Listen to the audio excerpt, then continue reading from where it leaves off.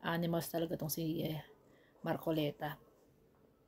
Gustong i-absuelto itong mga diskaya at agad-agad po bago siya bumaba ng September 9, September 8 po, binigay niya agad yung aplikasyon para sa Witness Protection Program ng mga diskaya. Gusto niyang i-absuelto samantalang tayo naghahanap ng mga ebidensya para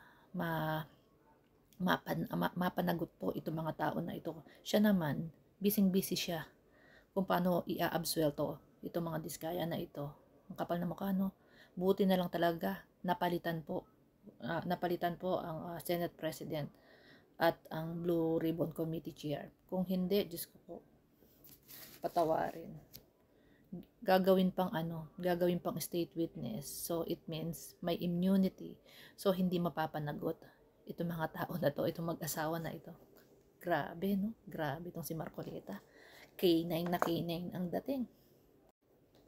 Habang si Naping Lacson naghahanap ng mga mabibigat na ebidensya, pati sa Congress nag-iimbestiga, siya naman gusto niyang maabsuelto.